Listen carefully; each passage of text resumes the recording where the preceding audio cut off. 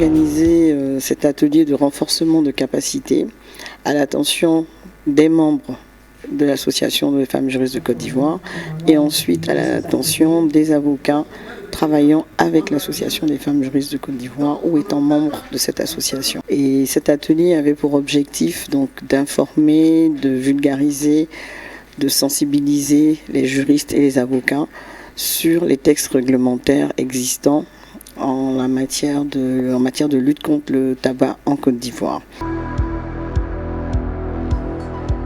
Pour la mise en œuvre de ce projet-là qui vise à réduire la prévalence du taux de consommation dans nos communautés.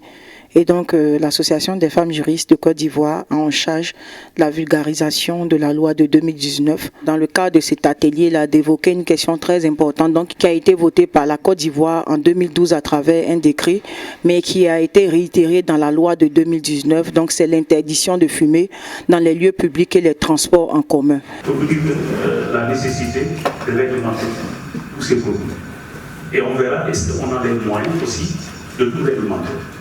Et des fois, vous verrez que dans certains pays, l'option a été de les interdire pour certains produits qu'on ne peut pas réglementer. Et une compagnie, qu'on trouve en Grande-Bretagne, des chapeaux, et même des voitures, des pick-up, de Marlboro. Maintenant, on n'en voit plus. Chaque année, la tuberculose, il y a 400 000 décès. Donc en Afrique, c'est fait qu'il y a des États actuellement qui n'ont pas encore ratifié la Convention.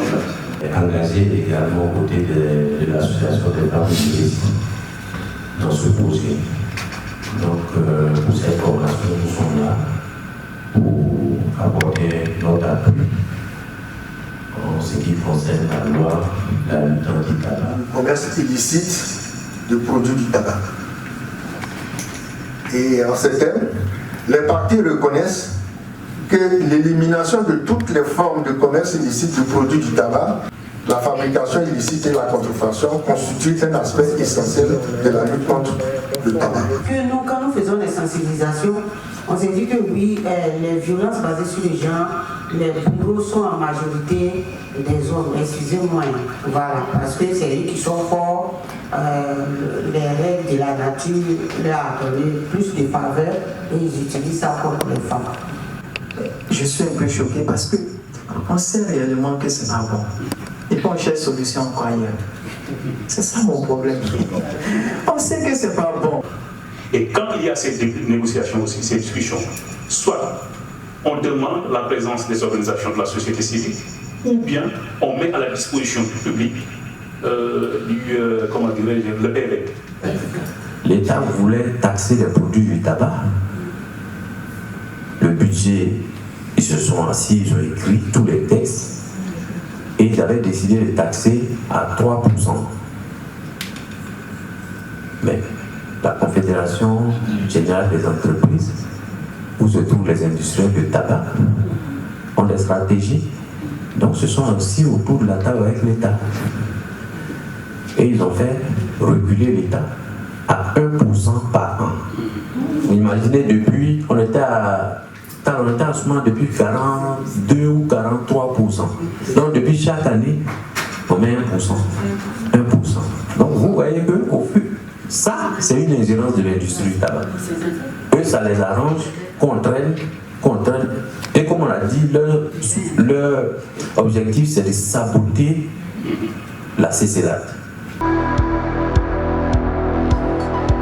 Aujourd'hui, nous sommes orientés sur les faits, les conséquences du tabagisme, orientés aussi également sur les nouveaux produits émergents, sur le contenu de la CCLAD, de la Convention cadre de la lutte anti-tabac. Et toutes ces notions-là, nous les avons pour acquis aujourd'hui. Et la VCI qui est engagée en matière de divulgation des droits, de promotion du droit et de vulgarisation des textes de loi, s'engage en tout cas à travers ce projet-là à pouvoir sensibiliser les femmes, les jeunes, pouvoir sensibiliser tous les acteurs afin que l'on connaisse les effets négatifs du tabac sur la santé, mais également contribuer à réduire le taux de prévalence ici, surtout chez les jeunes. Concernant cet atelier, je peux dire que véritablement, et pour moi, c'est une nouvelle thématique sur laquelle j'ai appris beaucoup. J'ai donc appris à connaître un peu les ravages causés par le tabac et puis tout ce qui est fait à travers le monde pour lutter contre le tabac. Et dans les divers pays, il y a des législations qui sont prises, il y a des lois qui sont prises. Si vous persistez dans ce sens, en voulant adopter le conditionnement neutre, on va vous traîner devant les rues. Cette mesure vise à protéger les populations. Donc l'État a le pouvoir de protéger sa population. Cet atelier nous a permis de voir renforcer nos capacités en matière de lutte contre le tabagisme en Côte d'Ivoire. Et au cours de cet atelier, on a compris la nécessité de prendre des lois à l'effet de protéger la population ivoirienne. Et on a compris également aujourd'hui qu'il y a quand même des textes de loi qui protègent efficacement la population ivoirienne. Donc au sortir de là, ce que nous on pourra faire comme action, on pourra aller faire des sensibilisations dans les lycées, collèges, partout dans les lieux publics, dans les ménages, faire du porte-en-porte, les coq-coq, aller vers la population.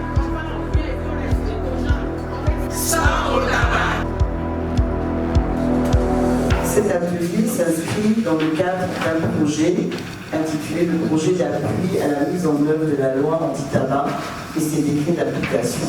Vous êtes des avocats membres pour certaines de l'association, ou en tout cas partenaires de l'association, et donc il était utile que vous soyez au même niveau d'information en ce qui concerne la législation sur cette thématique.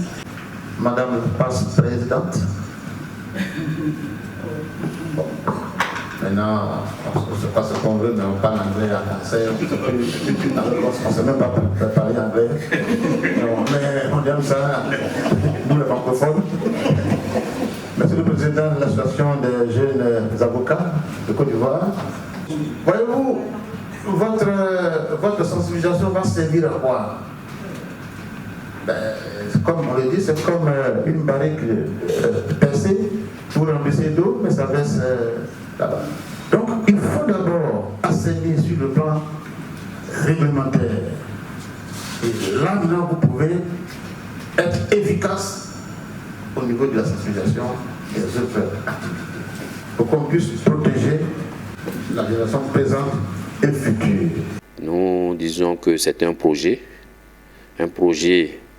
financé par CTFK et mis en œuvre par l'Association des femmes juristes avec chapeautage du ministère de la Santé, de l'hygiène publique et de la couverture maladie universelle à travers le programme national de lutte contre le tabagisme. Donc c'est un projet. Le projet va se mettre en œuvre pendant 1 an et nous allons accompagner l'Association des femmes juristes sur la loi, la vulgarisation de la loi et l'élaboration des décrets et des arrêtés d'application de cette loi. Le plus important, c'est la mise en œuvre de l'article 8 de la Convention, l'interdiction de fumer dans les lieux publics et dans les transports en commun. Il est interdit de fumer dans les lieux publics clos ou ouverts et également dans les transports en commun. Et nous allons sillonner toute la Côte d'Ivoire pour pouvoir sensibiliser les tenanciers, les responsables des lieux publics et des transports en commun pour que vraiment cette mesure très efficace puisse avoir le taux de réussite que nous souhaitons, surtout les terrasses, les maquis et également les restaurants. Pour terminer, nous félicitons cette association pour tout ce qu'elle fait pour la Côte d'Ivoire et également ce qu'elle va mettre en œuvre pour la lutte anti-tabac.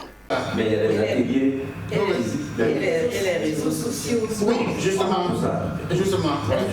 Aujourd'hui, c'est le numérique. voilà, c'est ça. Le Tchad en 2015 et le Sénégal en 2017, c'est 70%. Tous les paquets de cigarettes actuellement au Sénégal ressemblent à ça. Je suis maître Vanessa Balleroux, je suis avocat au barreau de Côte d'Ivoire et membre du comité exécutif de l'association des jeunes avocats au barreau de Côte d'Ivoire.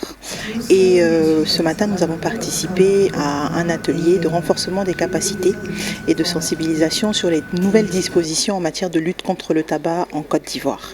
Donc cet atelier a été extrêmement enrichissant sur un plan purement professionnel, puisque en tant que juriste nous manipulons les textes, donc la sensibilisation au niveau des sanctions, au niveau de la prévention et de tout ce qui est mis en place par l'État de Côte d'Ivoire pour lutter contre le tabagisme et ses dérivés. Et puis j'ai aussi beaucoup appris en matière de santé publique sur la sensibilisation sur les nouveaux produits liés au tabac. Donc ça a été extrêmement bénéfique pour moi et je pense aussi pour tous les participants à cet atelier. Je pense que l'association des jeunes avocats sera absolument honorée de pouvoir accompagner l'Association des femmes juristes de Côte d'Ivoire dans le cadre d'actions en matière de sensibilisation des populations sur les risques liés au tabagisme et sur l'existence même de cette nouvelle législation qui doit nous servir à la lutte contre le tabagisme en Côte d'Ivoire. Donc, dans le cadre des festivités liées au quarantenaire de l'association des jeunes avocats de Côte d'Ivoire, eh bien, il va y avoir des caravanes de sensibilisation conjointes entre nos deux associations, l'AJA Côte d'Ivoire et la FJCI. Alors, c'était une formation très enrichissante et très intéressante à mon sens, car elle a suscité vraiment des réactions, elle a suscité de l'émoi.